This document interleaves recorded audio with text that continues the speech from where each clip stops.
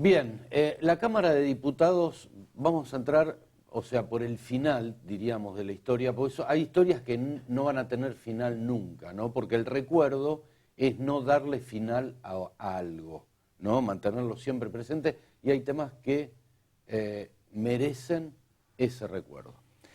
Pero la Cámara de Diputados de la provincia de Buenos Aires aprobó, hace algunos días nada más, el boleto estudiantil gratuito para todos los estudiantes de colegios privados y públicos de la provincia de Buenos Aires. Claro, esto fue 40 años después de una historia de muchos chicos que luchaban por este boleto estudiantil y fueron secuestrados, torturados y desaparecidos. Hubo 4 sobrevivientes de la historia que me estoy refiriendo, que es la Noche de los Lápices. Y uno es Pablo, que vamos a hablar ahora en un ratito con Pablo. Bueno, Pablo Díaz, ¿cómo estás? Gracias, ¿Cómo estás? Gracias por haber venido. No, al contrario. Pero bueno, vos sos parte de una historia muy fuerte, ¿no? Que nos impactó más que nada a la generación nuestra porque hablábamos de la misma edad. Sí, claro. ¿no? O sea, yo estaba en la facultad, vos en el colegio. Y bueno, y hablamos de Camps, de Vergés, de Checolás, muchos que fueron una historia muy triste para todos, ¿no? Digo, por un momento cargado de mucho dolor, vamos a decir. Así que, bueno, vos sos parte de esa historia, ¿no? Y de esos 4 sobrevivientes. ¿Cómo recordás todo esto? No, en principio yo hago una extensión masiva a un movimiento estudiantil secundario de la época, ¿no? Contextos históricos diferentes, década del 70, tal vez lo recuerden los mayores con respecto a toda una efervescencia militante y movilizaciones de los jóvenes, tanto en el plano secundario como en el plano universitario. Además hay que trasladarse a la ciudad de La Plata, que en ese momento tenía un ámbito obrero muy marcado, que era Berisso y Ensenada, Claro, en lo cual también participábamos de esas movilizaciones de los trabajadores. Pero yo siempre digo que la Noche de los Lápices es el secuestro sistemático de estudiantes secundarios, no solamente los que protagonizamos o la síntesis que hice después en forma de película y documental en libro, con respecto a centrarme en los compañeros que están todavía ausentes, ¿no? O desaparecidos de esa lucha, que empezó mucho más allá también del boleto estudiantil secundario, porque podríamos decir que empezaba desde el primer año con una instancia de efervescencia, de centro de estudiantes, de ir a los barrios a dar apoyo escolar, de alfabetización por parte de la juventud con respecto a la posibilidad y a la oportunidad que tenía de estudiar.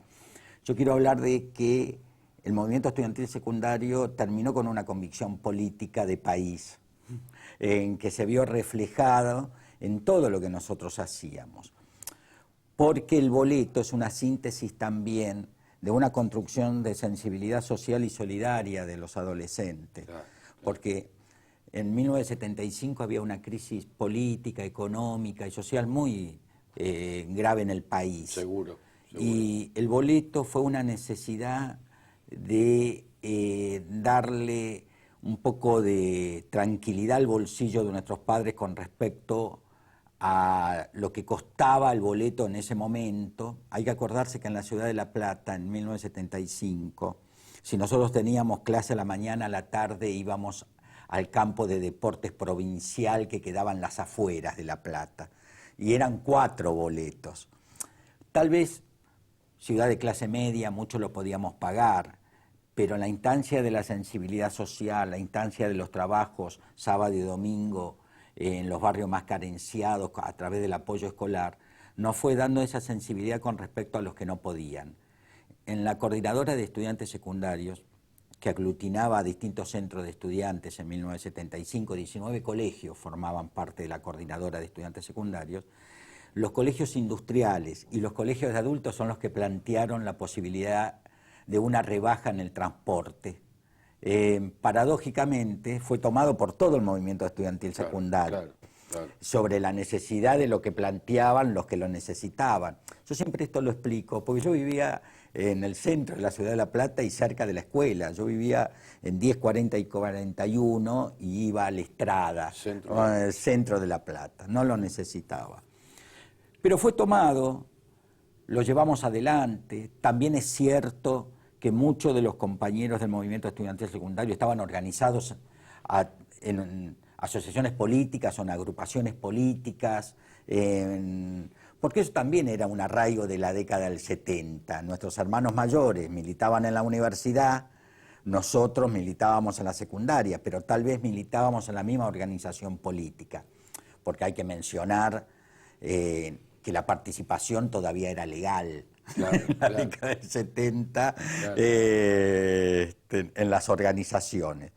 Después chocábamos en nuestras casas, donde nuestros padres, generaciones autoritarias, no peyorativamente, pero generaciones de emigrantes, de nuestros abuelos, nos marcaban mucho. Nos marcaban mucho el tema claro. de la familia, el tema del orden. Exacto. Y entonces muchos militábamos clandestinamente afuera de nuestras casas para no que sepan nuestros padres que estábamos en organizaciones políticas o en centros de estudiantes. Porque eso traía aparejado una pequeña pelea familiar. Mi padre me echó de mi casa cuando me encontró con mi madre hablando del Che Guevara en el 75, digamos, cosa que hoy lo tenemos en las remeras, ¿no? Por eso digo, ese momento histórico sí. No es el de hoy. ¿Cómo se aceleró todo en poco tiempo, no? Totalmente. Y después, yo, al saber de que había muchos estudiantes secundarios que fueron desaparecidos, porque empezó el 4 de agosto, yo siempre digo que el secuestro sistemático de estudiantes secundarios en la ciudad de La Plata va entre agosto y octubre de 1976. Ese fue el momento de la represión que ubicó la Dirección General de Escuelas, intervenida por la Armada, y la Jefatura de la Policía de la provincia, intervenida por el Ejército, cuando tomó la decisión de la represión sobre el movimiento estudiantil secundario. Porque nosotros éramos, paradójicamente, potenciales subversivos. Claro, así lo leí. Claro. Eran potenciales subversivos. Claro, por el hecho de pensar, por el hecho de recriminar en una clase, por el hecho de hacer pintadas en los baños, fuera la dictadura, ya después del golpe de Estado. Y lamentablemente tomó también un pico de escarmiento el movimiento estudiantil secundario, que son las desapariciones eternas, que son la desaparición forzada de los compañeros ausentes del movimiento estudiantil secundario, que podríamos decirlo en Víctor Treviño, 17 años, en Claudia Falcone, 16 años, en Panchito López Montaner, 15 años, en Horacio Húngaro, en Claudio de Hacha, en María Clara Ciocchini, 17 años. Ese fue el escarmiento. No hay que olvidarse que el terrorismo es sinónimo de paralización y en todos los sectores se necesitó paralización para la implementación de un proyecto político, económico, social que pensaba la dictadura. Bueno, esa paralización vino en el movimiento estudiantil secundario cuando fuimos siendo desaparecidos. Esa era la paralización que empezaba a sentir, porque ¿dónde estábamos? Y yo hago una síntesis más todavía, el Pozo de Banfield. Bueno, ahí hay una historia, porque cuando a vos te secuestran, claro, o te toman, te privan de tu libertad, te llevan a una estancia, ¿no? Sí, militar, sí. Para después ir al trágico, por demás está decirlo, Pozo de Banfield. Bueno, todos pasábamos por un centro clandestino de tortura continua, como yo les digo, que era de interrogatorio. Porque las listas no solo se confeccionaban a través de servicio de inteligencia, también se confeccionaban a través de la tortura, del interrogatorio. Claro. En el tema de dar el nombre de un amigo, en que estuviera en las mismas condiciones que uno o que fuera amigo, porque lo iban a buscar de cualquier forma. Así se confeccionaban esta cadena de desapariciones. Sí, sí. Y el campo de tortura continua generalmente era...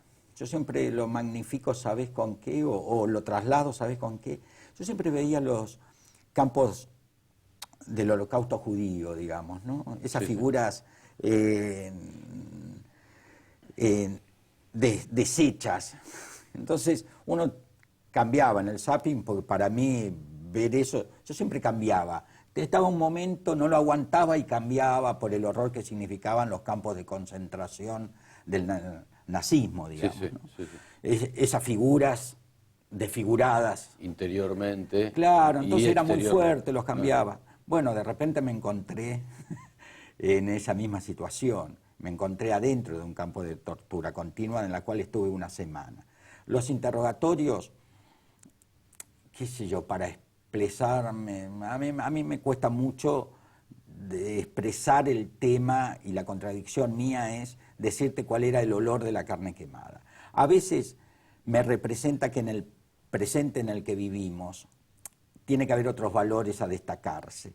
Y después la contradicción es, no, pero si uno no alcanza a generar vergüenza en la sociedad con respecto a lo que el hombre es capaz de hacer, no formamos el nunca Conciencia, más. La Claro, la conciencia. conciencia. Vos Sí, sabés sí. que yo siempre di el testimonio al lado de un sobreviviente de Auschwitz, Jacques Fuchs, en que entró a los 17 años al campo de concentración en el nazismo. Y él me decía, yo tenía la particularidad de decir que mis torturadores eran animales.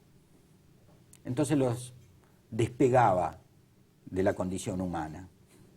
Me decía, no, el hombre es potencialmente bueno o potencialmente malo. Vamos a tener que decidir como sobrevivientes qué es lo que queremos formar. Y tal vez nuestros testimonios, mi testimonio, intentó siempre o intenta siempre generar los valores de la condición humana en el hombre bueno. Hoy entiendo que mi hombre nuevo, revolucionario, no era otro que el hombre bueno a construir. Claro, tenés razón. Porque siendo bueno, ¿qué vas a hacer? Vas a querer la sociedad justa, vas a querer el bienestar de tuyo, de tus hijos, el bienestar de tus prójimos, de tus seres queridos. ¿En qué vas a hacer si sos hombre bueno? ¿Vas a tener eso? ¿O vas a tratar de construir eso? Entonces ahí está la síntesis, ¿no? Y después, siempre aclaro, en el Pozo de Banfield yo tuve una particularidad, en realidad soy el único sobreviviente ya en ese depósito. Es un depósito. En ese depósito. Ni más ni menos. Porque después del campo de concentración de la estancia La Armonía, que ya pertenecía al Regimiento 7 de Infantería de La Plata, me llevaron al Pozo de Banfield, en carácter ya para ser ejecutado. ¿Qué pasa? ¿Por qué estuvimos tanto tiempo? ¿Por qué 90 días? Que también posibilitó mi salvación, mi salvoconducto, ese estiramiento de los días a pesar ya de la decisión de la muerte. Porque teníamos que tener al cuidado a embarazadas, que estaban en condiciones de tener familia. Eso fue lo que nos estiró. Y eso es lo que me salvó, porque a último momento yo pude sobrevivir, me vino un salvoconducto por parte del ejército con respecto a mi vida. Pero esos 90 días de compartir con mis compañeros ausentes de escuela, aunque no hubiésemos estado en diferentes escuelas, yo lo tomo Sí, no importa, seguro. de ese simbolismo, yo les hice un juramento de que iban a aparecer. Paradójicamente, todos creían que yo era el que iba a ser soltado en la esquina de mi casa, que era una particularidad en ese momento. No fue así. Yo fui llevado a otro centro clandestino bajo el juramento que les hice de que iban a aparecer. Fui llevado a una cárcel donde estuve casi 5 años. Y siempre supe que había vivido, que había estado con ellos, que había vivido lo que había vivido en el Pozo de Banfield. Y cuando salí tuve la obsesión de hacerlos aparecer. Fue a través del testimonio que pude dar en el juicio a la Junta de Comandantes. A la Junta en el 85, vale recordar, situarnos en tiempo, ¿no? Exacto. Y pude hacerlo a través de una película, a través de un libro. Vos sabés que yo paradójicamente había leído un libro que era de un escritor alemán, Goethe. En Goethe me parece que se escribe, que había un personaje Werther, Werther tenía una novia que se llamaba Carlota. Carlota muere y él deja cartas a Carlota, pero decide suicidarse. ¿Y qué pasa? Carlota desaparece. Mi intención siempre fue vivir para que ellos vivan y mostrarle a la sociedad la identidad de mis compañeros, que a pesar de los 16 años tenían una vida. Seguro, seguro. Había una particularidad, yo siempre estuve en organismos de derechos humanos. ¿Sabés cuándo me pareció a mí el tema de la película? En Plaza San Martín, que es el ámbito de concentración en la ciudad de La Plata, una vez los organismos pusieron fotos, por primera vez, de sus seres queridos ausentes. Y en un momento dado veo que la gente se paraba a ver los rostros de las fotos. Yo creo que empezó a darse cuenta que los desaparecidos habían existido. Entonces dije, claro, si yo les muestro audiovisualmente, si yo les doy la posibilidad de las fotos y de su historia, la gente va a entender de que habían existido. Entonces los desaparecidos dejaban de estar desaparecidos, o por lo menos mis compañeros aparecían en sí mismos. Sí, sí. Esa es, así te digo, yo me apasiono con esto. No, y vamos a seguir hablándolo. Quiero que me digas, vamos a ir a una pausa cortita, quiero que me digas, Pablo, ese día cuando vinieron y te dijeron, se decidió que vos te salvás. O sea, vinieron, fue una sentencia también, positiva, ¿se entiende? Sí. Pero fue una sentencia. Yo lo tomé así leyendo, ¿no? Sí. Y digo, ¿qué sentencia? Digo, que una persona diga, vos vas a vivir y vos vas a morir. Sí. Y ahí digo, ¿qué sentiste ese día cuando te dijeron, vos vas a vivir y vas a pasar al PEN, te dijeron, ¿no? Al Poder Ejecutivo. Que no sabía Nacional. lo que era. Pero ahora un ratito, Pausa y seguimos hablando con Pablo, sobreviviente de la Noche de los Lápices.